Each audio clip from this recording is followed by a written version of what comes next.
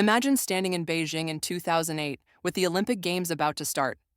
The stadium, known as the Bird's Nest, opens its arms under a sky without a single cloud in sight. The weather seems perfect, almost too perfect, right? Well, this perfection wasn't by luck.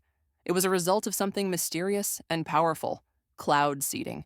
This technique was the key to ensuring that the skies stayed clear for the grand ceremony. That's fascinating. It leads us to our main focus today: weather modification. It's amazing to think that humans have developed the ability to influence the skies above. Cloud seeding isn't just a tool for events, it has wide-ranging consequences. From helping dry regions to addressing climate challenges, the implications of altering the weather are vast and worth exploring. Cloud seeding is a fascinating process. Essentially, it's a way to encourage rain or snowfall by adding tiny particles to clouds. These particles act as nuclei, which are essential for the formation of raindrops. When water vapor in the clouds clings to these particles, it can eventually lead to precipitation. It's like giving the clouds a little nudge to get the raindrops started. That's right. Silver iodide is one of the most common chemicals used in cloud seeding. It has a similar structure to ice, which makes it a perfect choice for encouraging water droplets to form. Besides silver iodide, we sometimes use salts and dry ice. These chemicals can be spread by planes flying through clouds or even by rockets launched into the sky. It's a combination of science and technology. Another interesting aspect of cloud seeding is how it works with supercooled water. This is water that remains liquid even below the freezing point. Normally, for it to turn into ice, there needs to be a surface for the ice to form upon. The particles added during cloud seeding provide that surface, enabling the water to freeze more readily. It's a key part of how cloud seeding encourages precipitation. Absolutely, and it's worth mentioning that cloud seeding doesn't always need chemicals to be effective. Simply flying an aircraft through a supercooled cloud can sometimes cause the water droplets to freeze.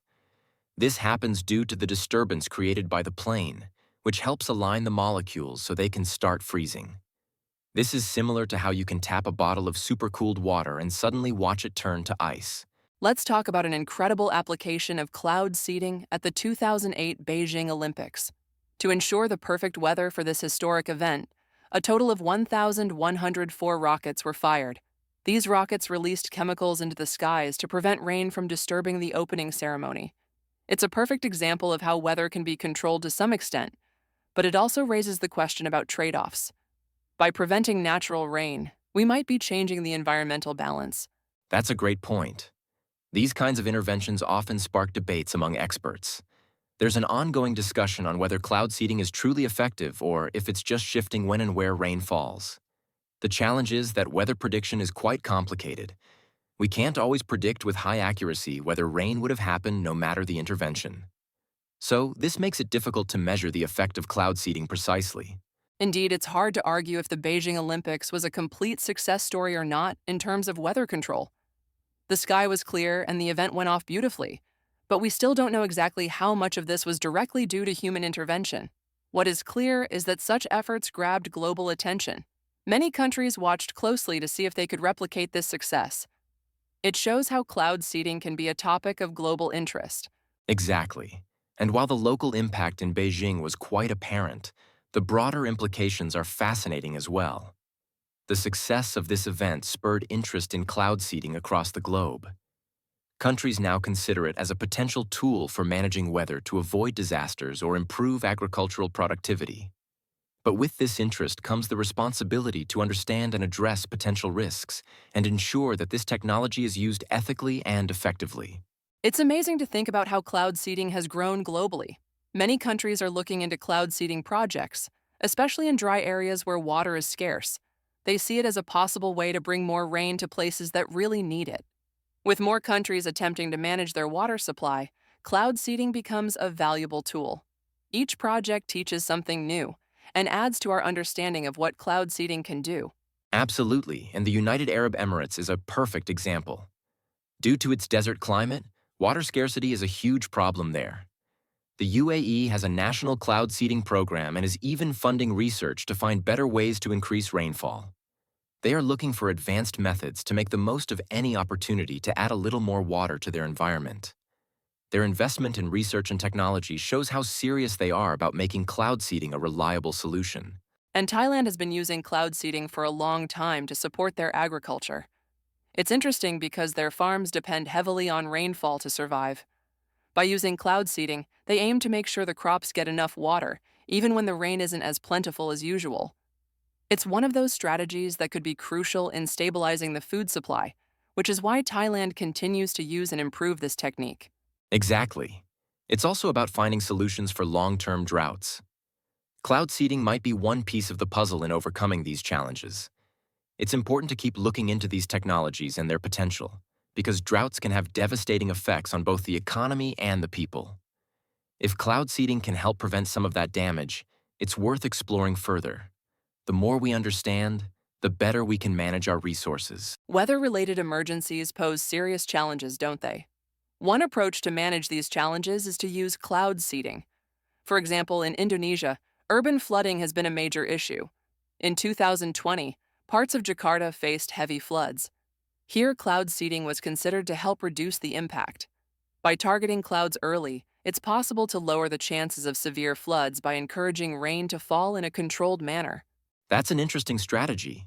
It emphasizes the importance of early intervention. When we think about extreme weather events, it's not all about reacting after the fact. Sometimes we have tools like cloud seeding to help manage these situations beforehand. By doing this, we can find a balance between managing both floods and droughts. It's crucial to look at these actions as part of a bigger plan for weather resilience. Indeed. But while these tactics sound promising, they raise moral questions. Especially during emergencies, there's a fine line between helping and interfering too much with nature. If weather modification goes wrong, it might lead to unexpected outcomes. It's important to weigh the benefits against the risks, particularly in emergency scenarios where lives and livelihoods are at stake. Absolutely. And beyond the moral aspects, we have the societal and economic implications to consider as well. When we change the weather, even with good intent, it can have large effects on communities and businesses. Economic activities might be disrupted, and people's everyday lives can change. So, while cloud seeding offers opportunities, it also needs to be understood and managed carefully.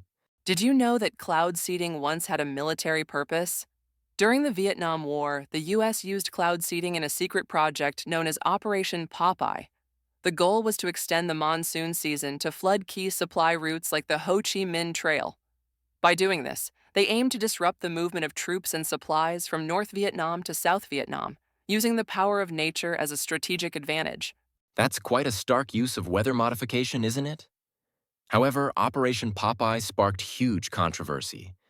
The extent of the flooding caused by the seeded clouds raised questions about its morality, especially considering the impact on civilians. The operation led to landslides and destroyed roads, indirectly affecting countless lives.